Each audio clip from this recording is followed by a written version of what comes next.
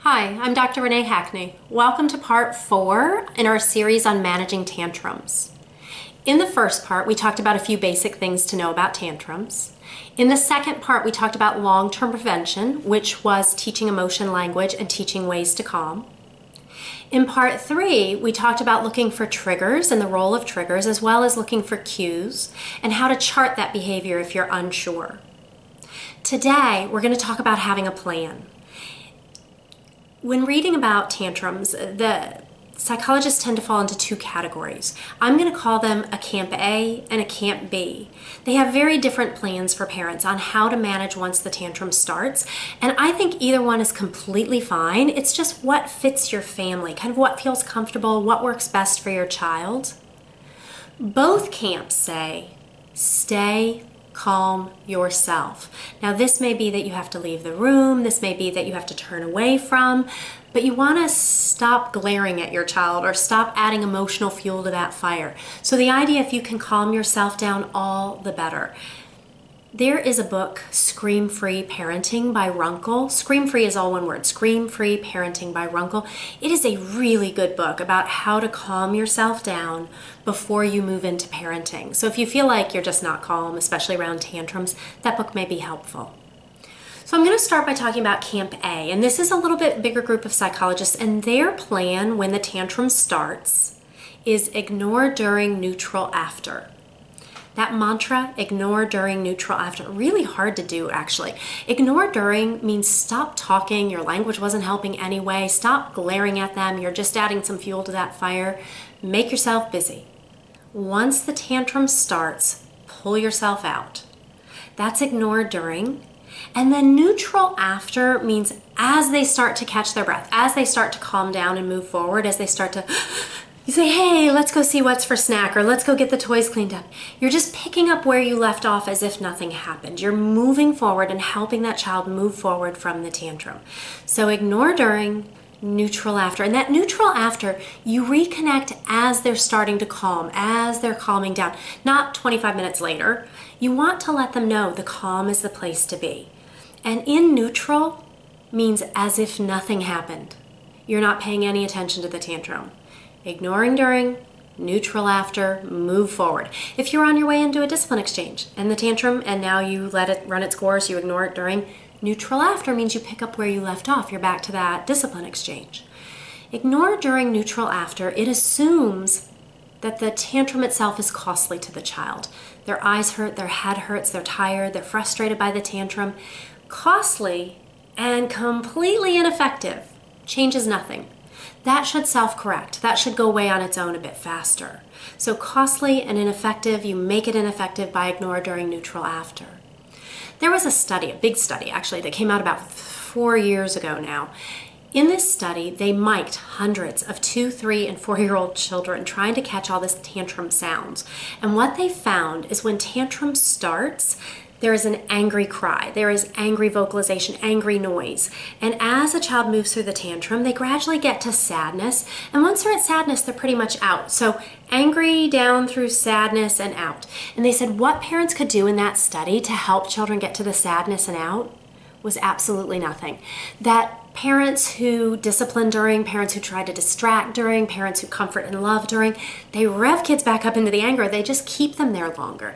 And the idea with the parents who did nothing, the parents who were ignored during, neutral after, the tantrums tended to go away faster. They tended to be on the decline faster.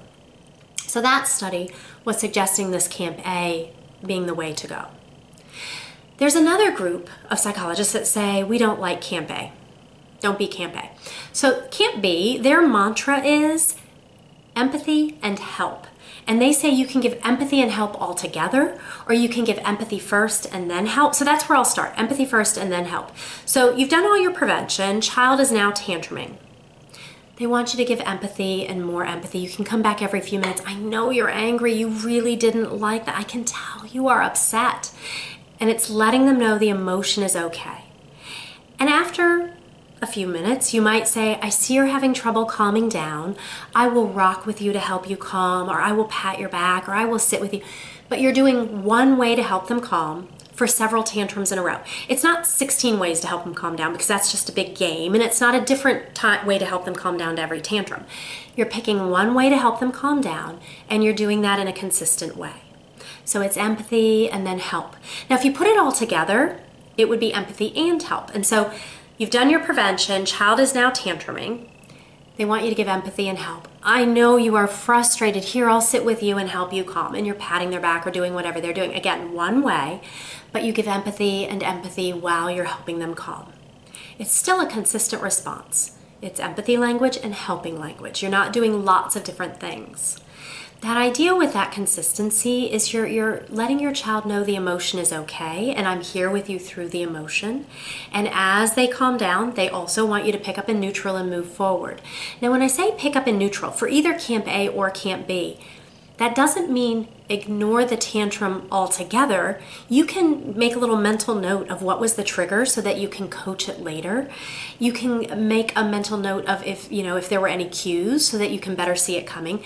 You just don't deal with it right in that moment. You move forward from that tantrum. Now, here's where we get several questions. One question that we'll often get here is do both parents have to be in the same camp? Or is it okay to have a Camp A and a Camp B parent? And the idea basically is, yeah, it's okay to have a Camp A and a Camp B. It might take Camp B a little longer, but it's okay. What you don't want is a Camp A or a Camp B parent and a crazy, like all over, sometimes yelling, sometimes giving in, sometimes reinforcing, sometimes giving empathy. That can take a really long time. And so as long as everybody kind of has a consistent response to follow up, I think fine. I also get the question, do you have to be Camp A for all of your children or Camp B for all of your children? And surprisingly, no. So let's say you have 2 kids. It's actually okay if it works for you to be Camp A with this child and Camp B with this child. This child may need Camp A, may do better with Camp A. This child may clearly give you the signal they need Camp B. And so it is okay to have a difference between, but within this child, you're being consistent, and within this child, you're being consistent. Another thing to follow up with Camp B. So Camp B, that ignore empathy and help, giving lots of empathy and help. Camp B says you can give empathy and help until they're all the way calmed down, or until you hit a point as a parent where you just can't anymore. So let's say in Camp B, you've been giving empathy and offering help for 15 minutes now, and child is still tantruming in your ear. And as a parent, you hit a point where you go, oh, I can't do this anymore, and you want to move on to something else. You can then be Camp A. So they say if you hit a breaking point, you can ignore during, neutral, after. But they don't want you to start there, and they actually don't want you to get there. They want you to empathy and help all the way through if you can. But if you hit a breaking point as your parent, they say ignore during, neutral, after. So that's the basic difference. Camp A, ignore during, neutral, after. Camp B, empathy and help. It's pick a camp, it's be consistent. Ideally, both parents in the same camp, but it doesn't always happen. Ideally, you're doing the same thing for all of your children, but it doesn't always happen. As a follow-up, both camps also say, as the child is calming down, it's probably good to give them something else to think about. So on your way to snack, you might ask them what they want to do after snack, or you might ask them how their day was at school. It's getting them to think about something else, and that's fine on their way out of the tantrum, to have them move on to another topic if possible. There's also a warning. When you go to be consistent. Let's say you've been inconsistent up until now, sometimes giving in, sometimes yelling, sometimes disciplining, all over the place. When you go to be consistent, like you're going to be Camp A starting today, or you're going to be Camp B starting today, tantrums are likely going to get a little worse before they get better. You've been inconsistent up until now, and they've got to be sure, really, really sure, and then it drops off. And so that consistency does tend to build in a little bit of pushback. So just know that that may happen as you go to be consistent. I hope this is helpful. By all means, you are welcome to ask questions. I do take questions on Facebook at Parenting by Dr. Renee on Tuesday nights from 10 to 11 p.m. I also do take questions through our online subscription, which is at parentingbydrrenee.com.